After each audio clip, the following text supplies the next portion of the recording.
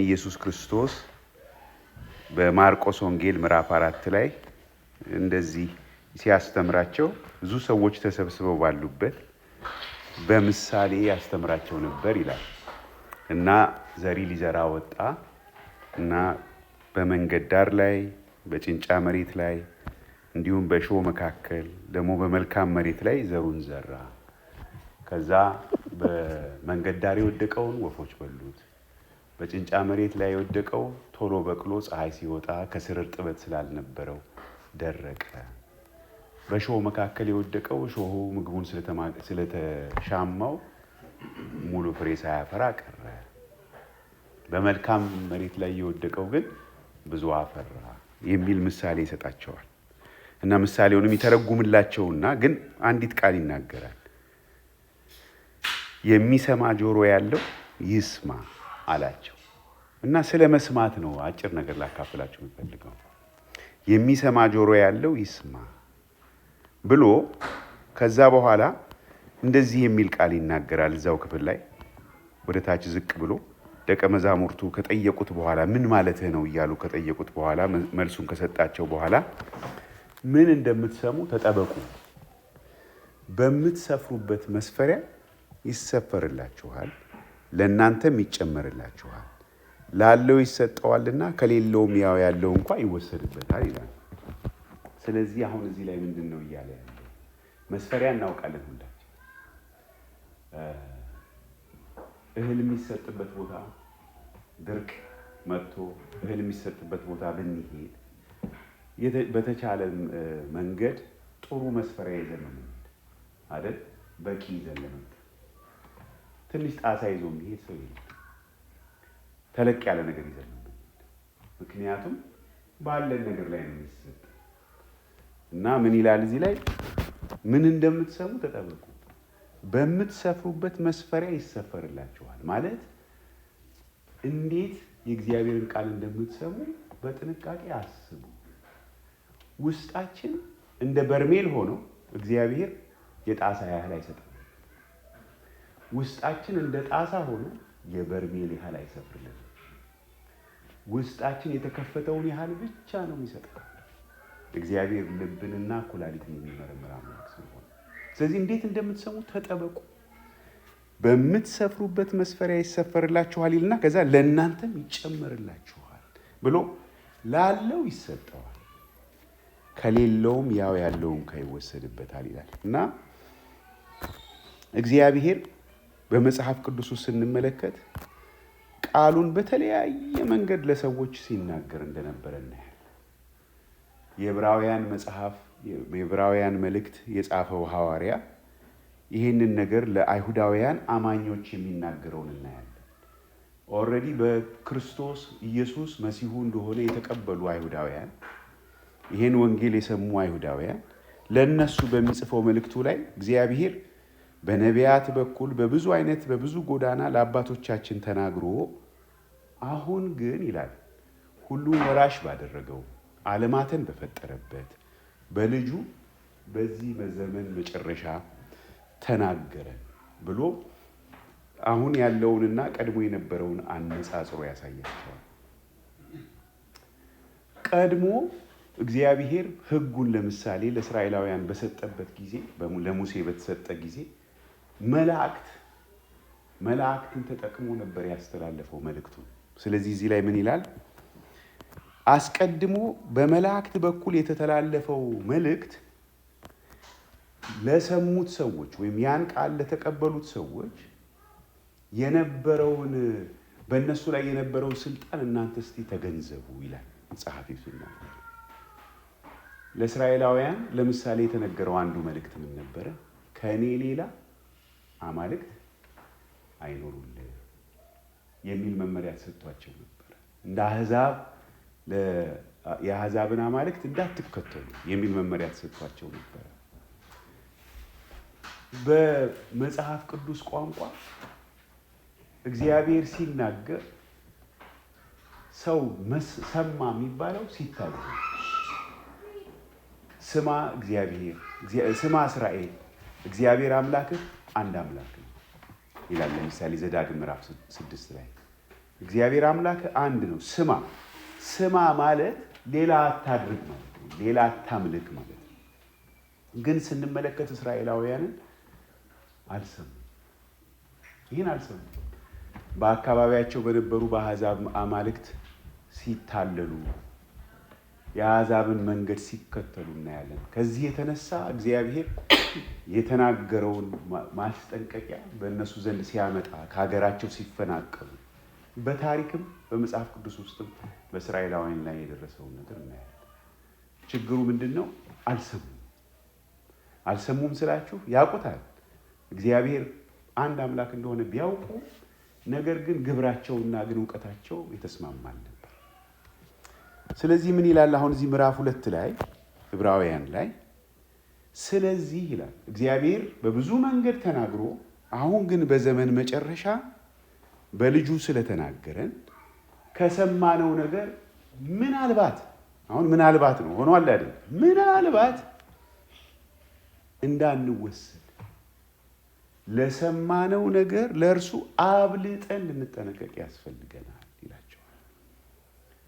በመላእክት የተነገረው ቃል ጽኑ ከሆነ መተላለፍና አለመታዘዝ ሁሉ የጽድቅን ብድራት ከተቀበለ ማለትም የተሰጣቸውን መመሪያ አለመከተላቸው ብርቱ ቅጣት በእነሱ ላይ ያመጣ ከሆነ በመላእክት የተነገረው ቃል በልጁ ዓለማትን በፈጠረበት በእርሱ የተናገረውን ቃል ማለትም እዚህ ላይ ምን ይላል?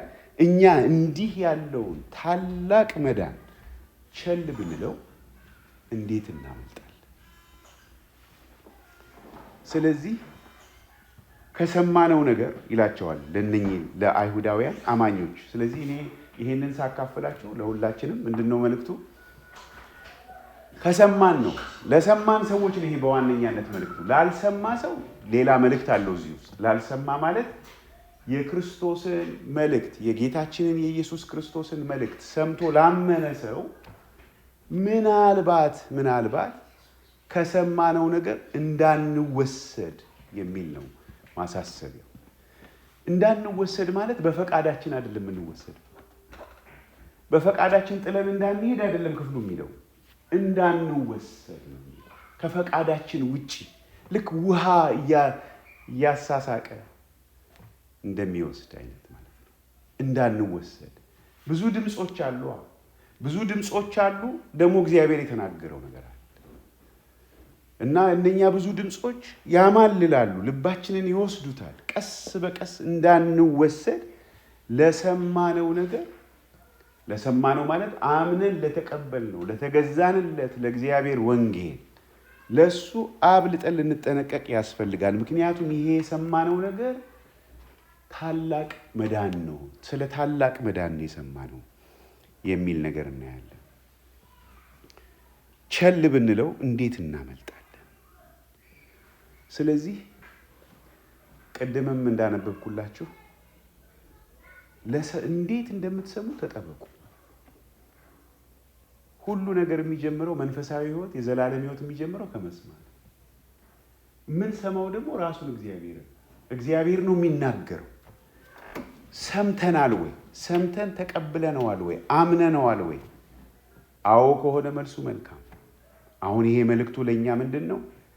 እንዳንወሰድ፣ ከሰማነው ነገር እንዳንወሰድ። እንዴት? ቸል እንዳንለው ኔግሌክት እንዳናደርገው እንድንጠነቀቅ አብልጠን ልንጠነቀቅ ያስፈልገናል። ስለ ኤዲዲ ያልሰማ ሰው የለም። አሜሪካን ሀገር ስለምንኖር ኤዲዲ ታውቃላችሁ አይደል? አቴንሽን ዴፊሲት ዲስኦርደር መንፈሳዊ ኤዲዲ አለ።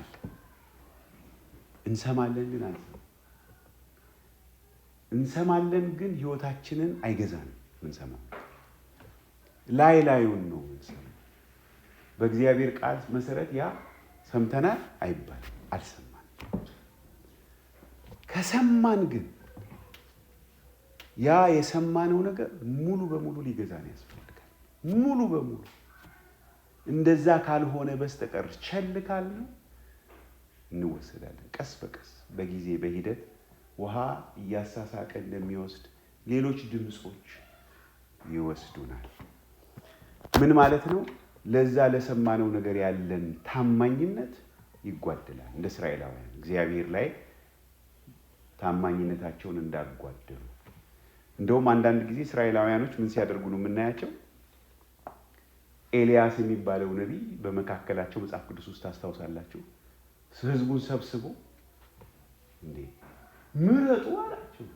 ወይ እግዚአብሔር ነው አምላክ፣ አሊያም ደግሞ በዓል ብላችሁ የምትሰግዱለት ደግሞ የጣዖት ነው አምላክ፣ ምረጡ አላቸው። ምክንያቱም በሁለት ሐሳብ ሲያነክሱ፣ በሁለት ሐሳብ ለምን ታነክሳላችሁ ይላቸው። ምክንያቱም እግዚአብሔር ለእስራኤላውያን ግልጽ አድርጓል። እግዚአብሔር አምላክህ አንድ አምላክ ነው። በዓልንም ሞሎክንም ሌሎች ጣዖታትንም እንደገና ደግሞ እግዚአብሔርንም አብሮ መደመር አይቻልም። ሞከሩ እነሱ ግን አይሆን። ለእኛ ለትምህርታችን ተጽፏል። ጽኑ ይሄንን በመላእክት የተነገረውን ቃል መተላለፍና አለመታዘዝ የጽድቅን ብድራት ከተቀበለ እኛስ አሁን የሰማነው እንዲህ ያለውን ታላቅ መዳን ቸል ብንለው እንዴት እናመልጣለን? ስለዚህ ይሄ ለእኔ የሚያስተምረኝ ነገር አለ፣ እንድንጠነቀቅ ነው። ይሄ ለሰማን ሰዎች ነው። ለሰማን ሰዎች፣ ለሰማን ማለት ወንጌልን ተቀብለን አሜን ብለን ለተገዛንለት ሰዎች ብርቱ ማስጠንቀቂያ ነው የሚናገረን እዚህ ውስጥ። ስለዚህ ምን እናርግ ታዲያ ብዬ እንድጠይቅ ያደርገኛል። ምክንያቱም ቸልተኝነት በጣም ከፍተኛ ዋጋ ያስከፍለናል። በጣም ችላ ካልነው ማምለጥ አንችልም ነው የሚለው ክፍሉ። ያኛው እነሱ ማምለጥ ካልቻሉ፣ በመላእክት ለተነገረው ነገር ማምለጥ ካልቻሉ፣ እንዲህ በልጁ በክርስቶስ በራሱ ለተነገረው ነገር ቸል ካል እንዴት ማምለጥ እንችላለን? ስለዚህ አንደኛ መስማታችንን ማረጋገጥ ያስፈልገናል። ግን ከሰማን ግን እኔ አሁን ለራሴ የምለው ምንድነው? በደንብ መስማት አለብን ነው የምለው። በደንብ መስማትን መለማመድ አለብን። ቅድም እንዳልኳችሁ ይሄ ኤዲዲው አቴንሽን ዴፊሲቱ መስተካከል አለበት። ስናነበው ቃሉን ምን እያልክ ነው እግዚአብሔር ሆይ? ይሄ አለ አይደለም። በቃ አሁን የኢሚግሬሽን ፕሮሰስ ያለበት ነገር ስናነብና መጽሐፍ ቅዱስ ስናነብ እንዴት ነው? አንድ አይነት ነው ወይ የምናነበው? ቤት ስንገዛ ቤት ኮንትራክት ስናነብና መጽሐፍ ቅዱሳችን ስናነብ አንድ ነው ወይ? ለቤት ኮንትራክቱ በጣም ጥንቃቄ፣ ለዚህኛው ግን ኬርለስ ከሆነ በምትሰፍሩበት መስፈሪያ የሚሰጣችሁ። ስለዚህ እግዚአብሔር ያያል። ምን አይነት ስፍራ ነው የምንሰጠው ለሚናገረን ነገር፣ እግዚአብሔር ለተናገረው ነገር። ስለዚህ ይሄ ስለ እግዚአብሔር ድምፅ ክብር በጣም ማሰላሰል እንደሚያስፈልገኝ ለራሴ ትልቅ ትምህርት ይሰጠኛል። የእግዚአብሔር ድምፅ ከሌሎች ድምፆች ጋር የሚተካከል ነገር አይደለም። የእግዚአብሔር ቃል ከብዙ ፍልስፍናዎች አሉ በዚህ ዓለም ላይ ብዙ ሐሳቦች አሉ። ግን አንዳንዶቹ ጥሩ ናቸው፣ ጠቃሚም ሊሆኑ ይችላሉ። ነገር ግን የእግዚአብሔር ድምፅ የእግዚአብሔር ቃል ጋር ሊነጻጸሩ ፈጽሞ አይችሉም። ስለዚህ ሊጎትቱን፣ እንድንወሰድ ፈቀቅ እንድንል ሊያደርጉን የሚችሉ ብዙ ኮምፒት የሚያደርጉ ሐሳቦች ያሉበት ዓለም ውስጥ ነው ያለ። የቴክኖሎጂው ነገር እየተራቀቀ በመጣ ቁጥር ይሄ ነገር ደግሞ እየከበደ ነው የመጣው። ብዙ ድምፅ ነው ያለ። እግዚአብሔርን ትሰሙታላችሁ ወይ ነው? እግዚአብሔርን እየሰማን ነው ወይ? እግዚአብሔር ይናገራል። በጎቼ ድምፄን ይሰማሉ ብሏል። እግዚአብሔር ተናግሯል በልጁ በጌታችን በኢየሱስ ክርስቶስ። ሰምተነዋል ወይ? እየሰማነው ነው ወይ? ምን እናርግ? እስቲ ራሳችንን እናርግ። ለእግዚአብሔር ቃል የምንሰጠው ስፍራ ምን ያህል ነው? በምትሰፍሩበት መስፈሪያ ይሰፈርላችኋል። እንዴት እንደምትሰሙ ተጠንቀቁ። እንደዚህ ያለ ጊዜ አንድ ሰው ቆሞ የእግዚአብሔር ቃል ሲናገር ብቻ ነው የምንሰማው እግዚአብሔር? ለብቻችን የእግዚአብሔርን ቃል ከፍተን እናነባለን፣ እንጠይቃለን። አምላኬ ሆይ ልቡና ስጠኝ፣ አስተምረኝ፣ እንዳስተውል እርዳኝ እያለ ስናነበው እግዚአብሔር ሊናገረን እንደሚፈልግ በሚረዳ ልብ እና ሊናገረን የፈለገውን ነገር ለማወቅ በሚፈልግ ልብ ነው ወይ ወደ መጽሐፍ ቅዱስ? በመጽሐፈ ምሳሌ ምዕራፍ 2 ላይ ጥበብን እንደተቀበረ ሀብት ብትፈልጋል፣ እንደተቀበረ ሀብት ሰው ስራ ለማግኘት ስራን በሚፈልግበት ያህል ሀብት ለማግኘት ውድ የሆነ ነገር ለማግኘት በትጋት በሚፈልግበት አይነት መንገድ ነው ወይ እግዚአብሔርን ቃል የምንፈልገው? እግዚአብሔርን የምንፈልገው፣ ጥበብን የምንፈልገው፣ የእግዚአብሔርን ድምፅ የምንፈልገው?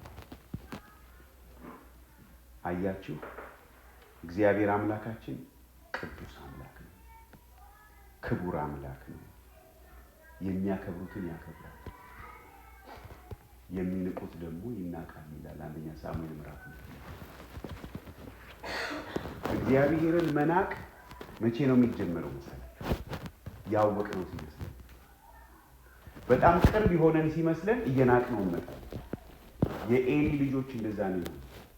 በመቅደስ ውስጥ አገልጋዮች ሆነው ነገር ግን የመጨረሻ አጸያፊ ስራ ይሰሩ ነበር እና እዛ ላይ ነው አንደኛ ሳሙኤል ምዕራፍ 2 ላይ እግዚአብሔር የሚያከብሩኝን አከብራለሁ፣ የሚንቁኝ ይናቃሉ ብሎ የተናገረው። ስለዚህ እግዚአብሔር አምላካችን የተጨነቁትን የሚቃትቱትን ወደ እርሱ ዓይናቸውን ወደ እርሱ የሚያነሱትን ያያቸዋል። ራሳቸውን በፊቱ ዝቅ የሚያደርጉትን ያያቸዋል። ነገር ግን መስፈሪያችን ምን ያህል እኛ ጠግበን ምንም እንደማያስፈልገን ነገር በቃ አንዳንዴ እየቆነጠርን ነው የምንወስደው ከእግዚአብሔር ጋር። እኔ እውነት ነው የምነግራችሁ፣ በኋላ ትጸጸታላችሁ። በኋላ ትጸጸታላችሁ። እንደዛ ከሆነ ለእግዚአብሔር ቃል ስፍራ ሳንሰጥ ከርመን ከሆነ፣ ለእግዚአብሔር ድምፅ ስፍራ ሳንሰጥ ከርመን ከሆነ ይሄ እኮ የምድር ህይወታችን እኮ አጭርና ኃላፊ ነው።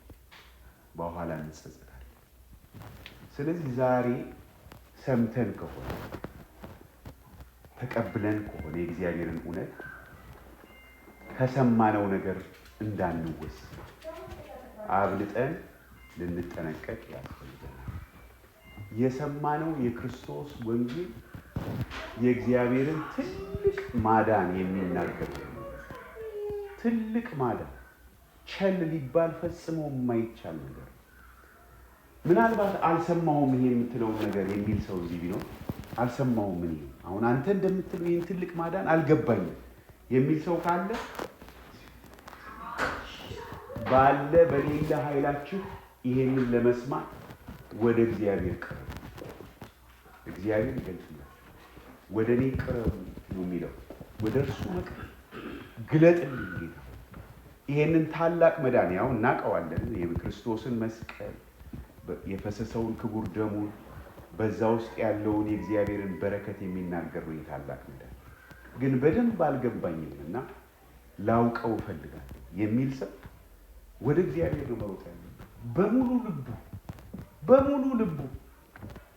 እኔ የራሴን ምስክርነት ብቻ ነግሬያችሁ ጨርሳለሁ። እኔ በዚህ ምድር ላይ ሞት ለምን የሚል ጥያቄ ተፈጥሮብኝ ነው ወደ እግዚአብሔር ቃል የመጣው። 2 ታላላቅ ወንድሞቼ ሞቱ በጊዜ እና ሞት ሊገባኝ አልቻለም። ለምንድን ነው ሰው የሚሞተው? ጥሩ እንዳይደለ ገብቶኛል። ከዛ ደግሞ ሳይ ደስታዎችን ሁሉ ስመለከት ደስ የምንሰኝባቸው ነገሮች ሁሉ ጊዜያዊ ናቸው፣ ያልቃሉ፣ ያልፋሉ።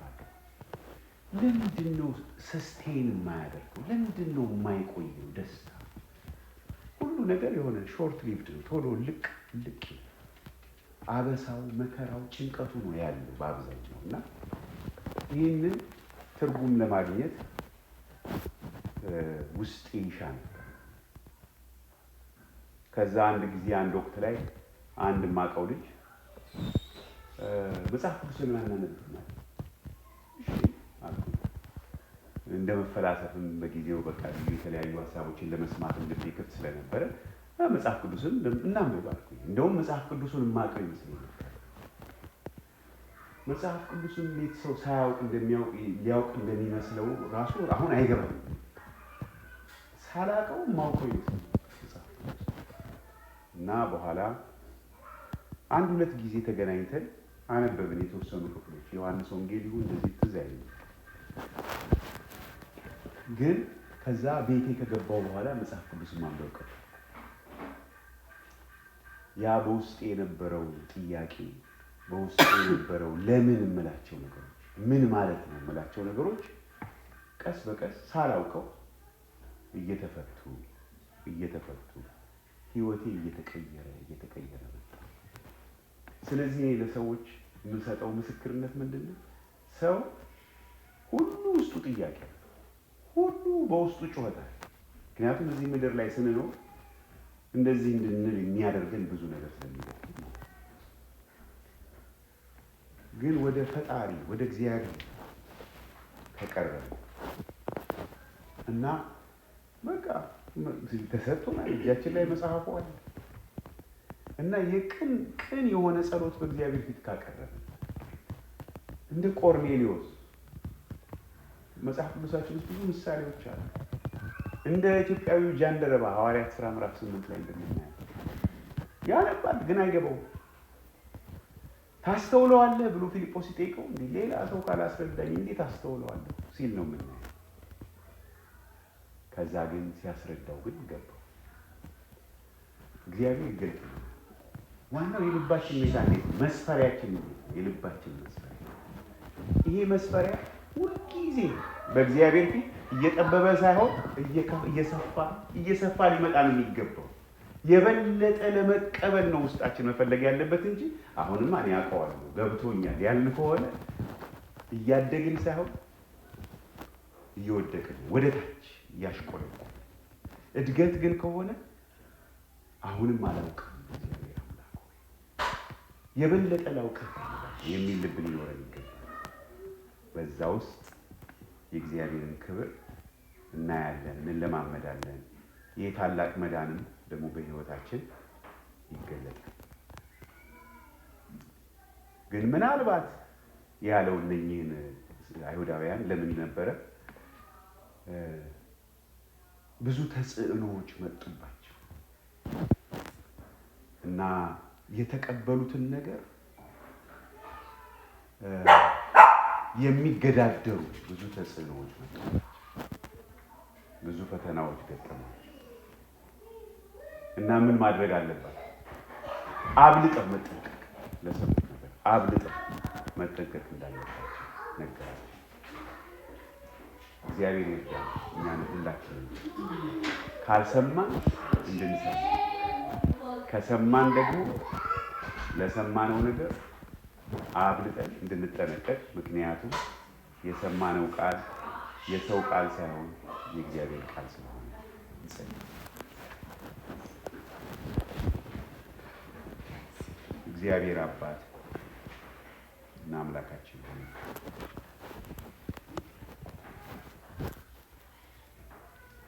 አንተ ትናገራለህ። እግዚአብሔር በአንድም በሌላም ይናገራል፣ ሰው ግን አያስተውልም ተብሎ ተጽፏል። ጌታ ሆይ እኛ እንደዛ ያ ቃል የተጻፈባቸው ሰዎች መሆን አንፈልግም። ማስተዋል እንፈልጋለን። የሚያስተውለው ልብ የሚሰማው ሰው በውስጡ የሰማው ቃል ለእግዚአብሔር ፍሬን ያፈራልና እግዚአብሔር አባትና አምላካችን ሆይ እኛም ፍሬያማ መሆን እንፈልጋለን። እግዚአብሔር አባት ሆይ እንድትረዳን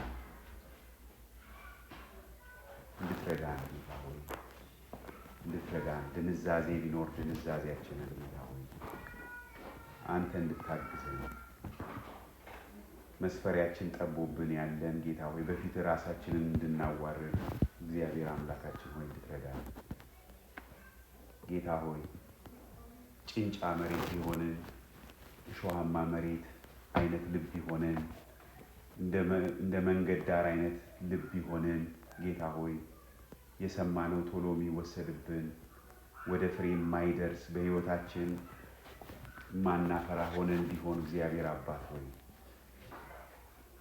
ጥበበኞች እንድንሆንና ከቃልህ እንድንማር ዛሬ መስማት እንዲሆንልን በኢየሱስ ክርስቶስ እንጸልያለን።